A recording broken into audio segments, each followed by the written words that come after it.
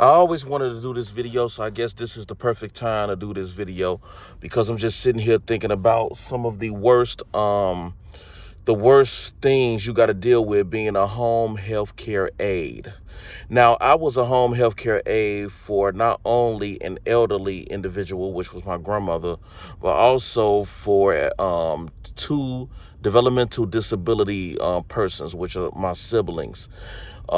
They were born, my mother was taking antipsychotic medication with one of them, and the other, she was taking antipsychotics and drinking with the other while pregnant, which is why they end up messed up. So when you hear some of these, rats in the hood who smoking weed and drinking while pregnant, talking about it's not going to hurt the baby. Oh, yes, it's going to hurt the baby, and it's going to most likely hurt them for life, okay, regardless on what they say. Even if baby, if you do those things while pregnant, because everything the mother does while pregnant, it passes on to the fetus, okay? And when, what the hell was that? Anyway, and when you're doing something hardcore like, drugs or alcohol or taking antipsychotic medications, it can affect a baby's brain. And then you will have a lifetime of caring for this person. So anyway, okay, I got into caring for them because my grandmother was actually caring for them. She used to get paid to take care of them, and then she suffered a stroke, and so I ended up getting paid to take care of them. First, let me start with my grandmother, the elderly individual. Right now, the worst part about taking care of an elderly individual as a home healthcare aide is that the state will only give you a number of hours to work with the person, right? So they will come through, they will evaluate, and according to the evaluation, they will determine how many hours you actually get. So for example, I got 5 hours per day for 5 days a week, Monday through Friday. I didn't work on Saturday and Sundays. The problem is, if you are a family caregiver, right? If you are a family home healthcare aide, then it's a 24-hour job. Even after you log out, right? And number two, you getting paid minimum wage, man. You only getting, here in Illinois, I think it's like $14 an hour. So being a home healthcare aide, it's not like you're gonna make a ton of money unless you're taking care of multiple individuals. And if you are taking care of multiple individuals, man, that's gonna take up the majority of your day. You're not gonna have time for yourself to do anything. You think you're finna go out there and talk to some girls and socialize with your homeboys? No. What if your elderly parent or grandparent got to use the bathroom? What if they try to get up out of their bed and use the bathroom alone without you, and then they end up falling on their butt? And what if they're on blood thinners like Eliquis or aspirin? Next thing you know, you got to take them to the emergency room. In some emergency rooms, you might have to sit there for 8 hours, because if they were seriously injured and you don't take them to the emergency room, then that's going to create more and more health problems. Not only that, you will get in trouble and possibly get charged with neglect because you didn't do your job, especially if this happened while on the clock and you don't report to your supervisor. Every injury, you have to report it to the supervisor. Do you understand? So that's one of the worst part about being a home healthcare aide, that you got to basically be on call 24 hours a day. If you hear your elderly parent scream in the room, then you have to jump up. I had a $3,000 MacBook. I didn't pay for it. My previous job, paid for it or whatever. But I had a $3,000 MacBook. I hear my grandmother hollering in the room. I jump up and accidentally step on the screen of a MacBook. Now the MacBook is gone, because of course to fix it is $700, and you know how Apple is. They try to just sell you on a more expensive one. They tell you, $1,500, you might as well get a new one. If you're gonna spend $700 and put some extra money on it or whatever. So you have to worry about these things happening, man. Not only that,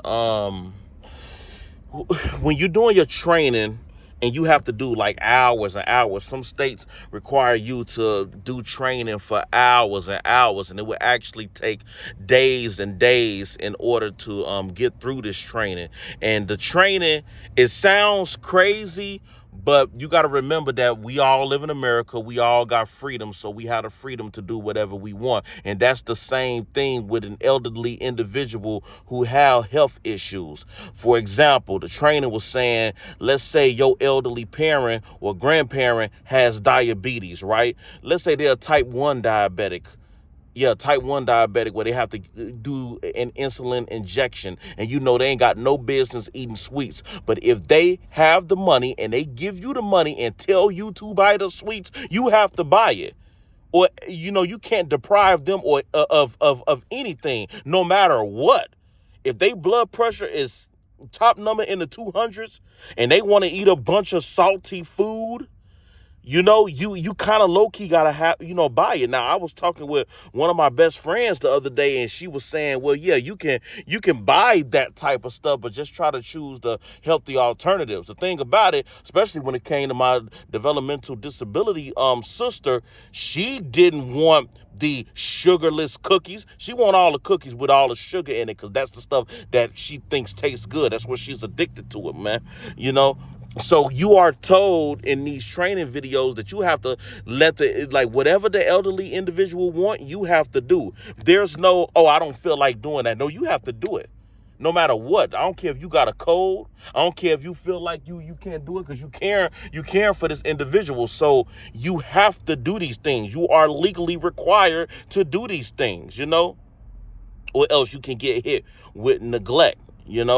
And like I said, it's a 24-hour job nonstop. You're not going to have any time to yourself. I was listening to a TED talk about caring for individuals with disability. And one thing the guy said was, you have to look out for yourself before you can take care of anybody else. My auntie tells me that. A lot of people tell me that. You have to take care of yourself before you take care of everybody else. Meaning you have to learn how to control your stress, because stress can lead to high blood pressure and diabetes in you. And if you have to take medicine yourself, then you essentially become one of those individuals you're caring for. You have to look out for yourself. You have to go out every once in a while. They have respite services out there to place your individual family member in order to give you basically time off. Shoot, my best friend, she does it. The name of her company is Invictus. Invitcus, out in Indiana, Northwest Indiana. I'll put the name in the description, but she does that. Like, you can leave your family member with them for 2 weeks or whatever while you go on vacation and basically recharge and regenerate yourself. Look, man, when I was doing home healthcare aid stuff, I could not. My grandmother was leeching to me like a leech. She was my shadow, wanted me to take her everywhere. She used to be right there in that seat, in that passenger seat. That's why I got the handicap sticker in my window. She used to be right there in that passenger seat with me. I'm talking about in rain, sleet, and snow. Sometimes coming home sick, and I got to deal with that because I might get sick too while she's sick. And now my job become 10 times harder because stuff still needs to be done. Her room still needs to be cleaned. She needs to still get dressed. I still got to bathe her even if she don't want to get bathed. So you have to do this stuff, and it's like a nonstop cycle. One thing I notice about working with people with disabilities, especially developmental disabilities, they never grow up. They stay at the same age level mentally forever. So imagine taking care of a 5-year-old forever. Or a 7-year-old who never grows up and become independent on their own. They're dependent for life. So even though they have a grown body, as an adult, they have a small mind, right? That's what they say. So when you caring for elderly individuals with these disabilities, man, you like I said, you have to, because it's like nonstop work. You have to look out for yourself. You have to do things other than smoking and drinking that will relieve your stress, because it is one of the toughest jobs to ever do. I think I was reading something or watching a YouTube video where someone said that being in the military wasn't as hard as caring for their, disabled family member. Because remember, even though they're disabled, they still got a personality. And one thing about my family, man, a lot of us have very bad tempers. So that temper don't go nowhere. Oh, you don't do stuff how they want it, when they want it, their way. Oh, they're gonna start acting out. And then what you gonna do? You have to sit there and deal with it. You might not feel like dealing with it. And then that's when abuse starts. That's when people start, hollering at their family members. Sometimes even laying hands on them or doing stuff that would injure them because you're mad. Like, I mean, I used to get so mad, man. I don't know how I got through it, man. I used to get so mad. Sometimes I would press on the brakes real hard so my grandmother can jerk forward or something like that to shut her up, because it was like a non-stop crying. And remember, they got mental issues, man. Sometimes they don't know what they're doing. It's not their fault. They going through all these changes. They went through these changes. They're used to being independent and running things, and now all of a sudden they're dependent on somebody. They have to be nude in front of somebody. Somebody has to fix them their food. In some cases, somebody has to feed them their food. They're going through these mental issues. They don't know why they feel the way they feel. So they're going to take it out on the people who's nearest to them, which is you. So the nonstop work is one of the most terrible things. And for me, my grandmother was high maintenance and she was spoiled. She was the type who, wanted a Mercedes Benz, right? And she got a Benz. She was the type to go to Macy's and buy the nice clothes and stuff like that. So even though she became disabled, she suffered a stroke.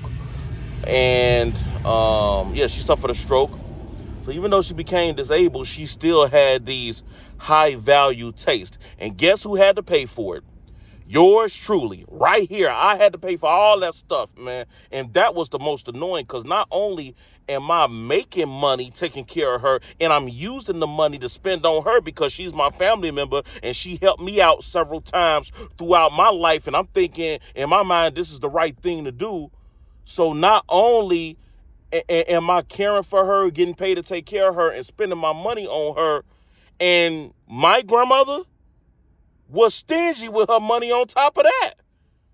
So it's like I'm hustling backwards, man. Sure, you know how many times I had to swipe her credit card and my credit card for stuff that she wanted? And you got to remember, with some people, they don't understand the stuff that you as a caregiver got to go through, man. I mean, every day is frustrating. Every day is stressful. Providing from them. You have to go to the store and you have to shop for them. I have a bad habit of going to the store and shopping for myself naturally. I pick stuff that I like, but I have to put myself in their mindset of what they like. And with my developmental disabled siblings, my sister, she might not even tell me what she like. I gotta be a mind reader because she's too shy or she's too scared. She had real bad anxiety that was passed on like from my mother. She's too shy, she's too scared, like a kid, right? Sometimes to even ask me anything. So I have to be a mind reader in order to know what in the heck she wants. Yeah, it's real deep, man. What was the another tough thing dealing with my grandmother? Just the physical aspect of it, the physical labor. I have to constantly pick her up. When I go down to Florida and visit my family down there, they live in the poorest city in the state of Florida. If it's still the poorest city, then you can just look it up and see what city it is. I'm not gonna make it easy for you, but anyway. So these people, they already got a poverty mindset. Look at me just judging everybody, man. But they do. They got a poverty mindset where it's like, when I come down there, the first thing they do is talk about your weight, right? Because they see what we doing. Like down there, they ain't got, they don't have the stuff that we have, Like they still country. They live in a small town, So when they see us, it's like they gotta automatically tear you down. So first thing with me they do is say something about my weight. And my response to them would be, if I didn't have this weight on me, there would be no way for me to physically pick up your sister every day off the floor and off the bed and sit her on the toilet and things of this nature. So if you're a caregiver, like for example, my uncle, his daughter was caring for him when she was like 12 and 14 years old. I can only imagine the strenuous physicality that it took in order to just pick him up. But yeah, you're going to be doing a lot of picking up and sitting down, and it will actually hurt your back. So you have to bend with your knees, lift with your back. They teach you this during training when you're training to become a home healthcare aide. Yeah, I can go down a whole list of stuff. I'll just talk about it as it comes to me. But let me um talk about my disabled siblings for a minute, because so the system that my grandmother was in, 65 and older, is a whole different system from the one that my disabled brothers and sisters are in. Now with them, when I became their caregiver, it's called a personal support worker. I didn't get any training. All they did was gave us the individual. It's basically a bill of rights, telling us what the individual. It's called individual rights. That's the only thing I was given. So the state figure like, hey, you're their family member.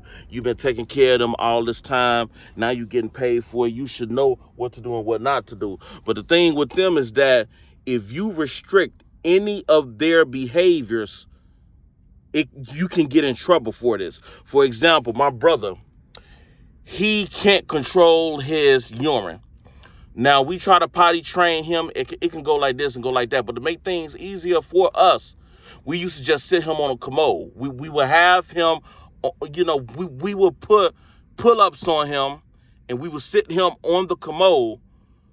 But according to the state, that's a restriction, right? Because you're restricting his freedom to go back and forth to the bathroom. It's crazy.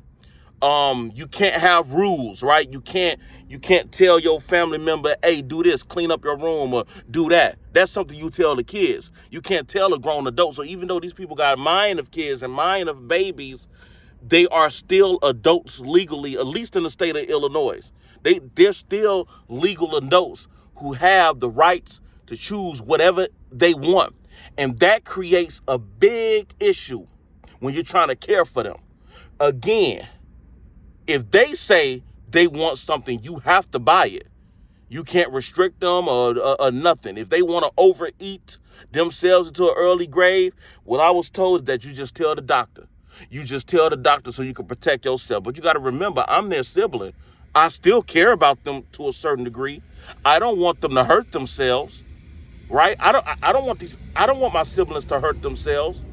So that's why I try to tell them what to do. Remember, they still my siblings. So, but according to the state of Illinois, you're not supposed to do any of that.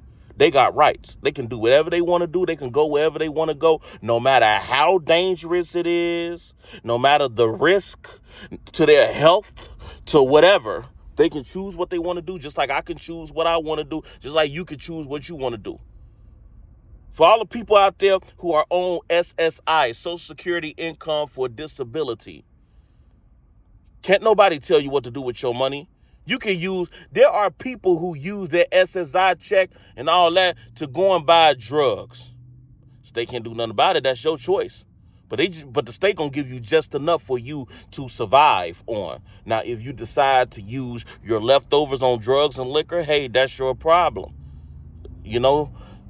That's your problem, but that's also your rights. That's the way they look at it. It's crazy, man. So trying to walk on these eggshells 24/7 and not get in trouble with the caseworkers and not get in trouble with the state of Illinois was just mind cringing for me, man. It was just too much to deal with.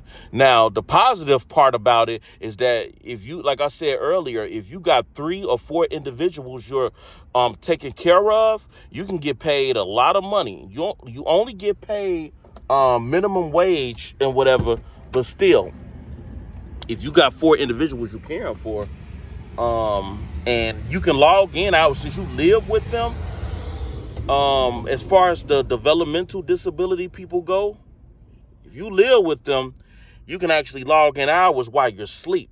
That's what I was told. While you're asleep, you can log in hours. So you can only imagine, and you get every 2 weeks, you get, I think, 70 hours or something. I can't remember how much the hours was, but I had enough to get this van. This is a car note van. I had enough among all the money I was making and all the money they were bringing in, I had enough to move into a $3,600 $3,600 a month condo in Hyde Park, 3 bedroom.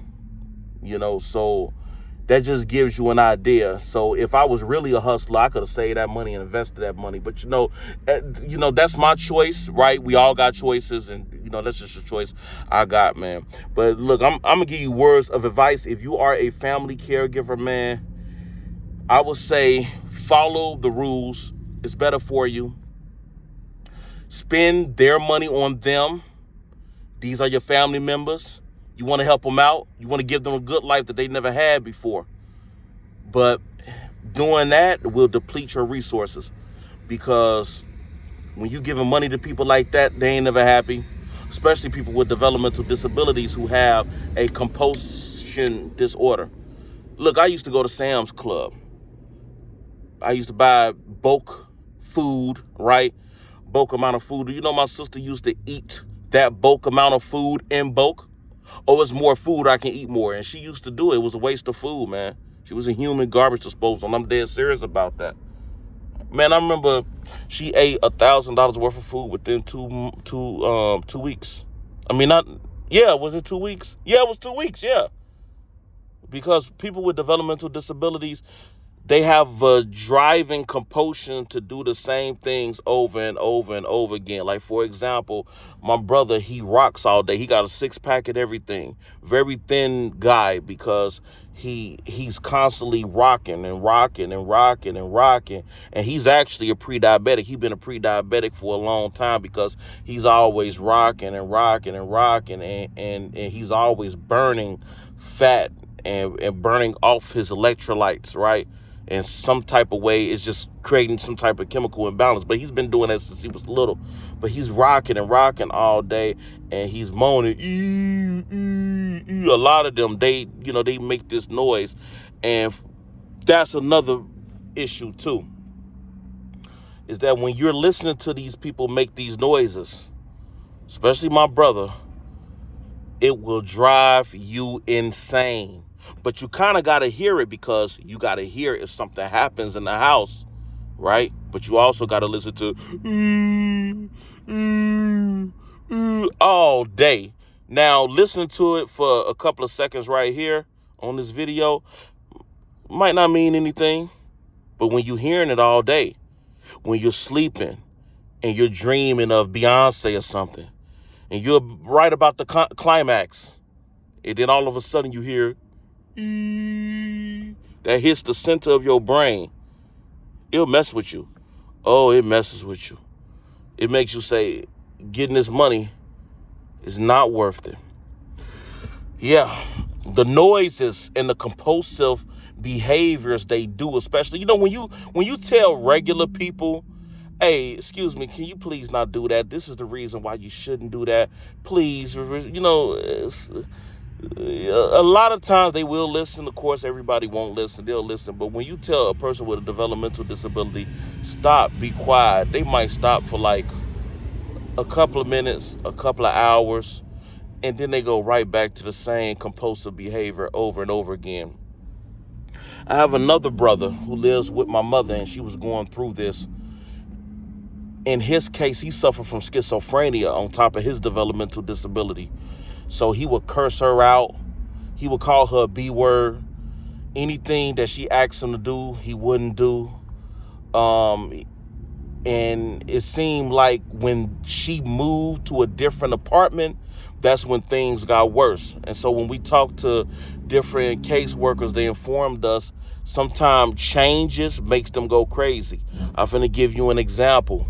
So my brothers are actually in a medical and ICF facility, right? It's basically a medical facility, but it's designed like a regular home. And before they got admitted, they spent the weekend there, and they spent the week there before the administrators and DSPs decided, okay, we can take them. When we were there for the weekend, one of the residents started to act up out of nowhere. And I remember him saying, "What's going on?" Right? He was like, "What's going on?" Because all of us were in there. We're new people. He's been living there for 2 years. He didn't see us before. He don't know what's going on. So he started cursing the DSP out, banging on the table. I'm not gonna lie, that DSP put him in his place. Oh, she did an excellent job, but and then we learned later that different type of changes can activate behaviors in him. Unfortunately, with my brother, my mother moving into a different apartment activated a permanent change while she was living in that new apartment. Of course, when he goes to the ICF facility, he changes, right? Whole behavior changes. And them giving him his medicine daily got something to do with it too. Oh, that's another thing that's annoying about taking care of them is medicine administration. You have to give them the medicine. If you don't, you will get in trouble. It's just like a nursing home, right? You have to give them their medicine. If you do not, and the caseworker see you haven't, they're going to ask you a bunch of questions. Why haven't you given them their medicine? You supposed to pick up their medicine? Why didn't you pick up their medicine? Why aren't you giving them their medicine? And they get aggressive. Because not only can you get in trouble, but they can get in trouble too. And when I say trouble, their funding can be restricted. All type of stuff can happen, man. You can even get hit with neglect or abuse because you're not giving them the medication that the doctor prescribed. So when you're taking care of your handicapped individuals, medical administration is very, very important. When it came to my grandmother, 86 years old, we just moved into the high-rise condo, and I didn't unpack everything. My grandmother was choosing to sleep in a recliner chair. Now, when she sits down in the chair for long hours like that, her feet swells, right? And I wasn't giving her water pill regularly. I was supposed to, but I wasn't. Illinois Department of Age had come through to check up on her. I didn't clean up none of that stuff. And I mean, they was really getting on my case. They looked down at her, hey, she's swelling and she's sitting. Why is this bed not up? This bed is supposed to be up. I heard in the state of Indiana, it's way worse. It's way rougher. Sometimes I felt like I was being targeted, but then I learned later that they kind of do this to everybody who's a home health care aide or a personal support worker. But you will have the state and these caseworkers scrutinize your household. If something is not going right, the caseworkers will suggest that they put additional resources in your household. Additional people from the state. They will come and basically help you out and all that. And if you are a private type of family, you don't want no strangers snooping around your business. I mean, at the end of the day, it's your choice on what you want to do. But they will strongly, strongly suggest. And my caseworker, who was a purebred hood rat, she was low-key threatening us. Yeah. She was subtly threatening us. Oh, yeah, you better do this or else this is going to happen. You better do this or else I'm going to do this. I'm going to report this. I'm going to do that and whatever to try to get you to do the quote-unquote right thing. I mean, I understand where she was coming from, but that type of scrutiny in your household, for me, it just wasn't worth it. Because like I said, we were used to doing things a certain way before these people came into the picture. And now what I'm doing is considered criminal. It's crazy. But yeah, man, I've been talking for about 30 minutes. I can't believe I actually sat up here and talked for 30 minutes. But those are some of the worst things of taking care of disabled individuals. I'm sure I probably think of 1,000 other things, but I can't right now. My brain is drawing a blank. So I just wanted to do this video just to do it. I always wanted to do it, so I did it. That's it. Peace.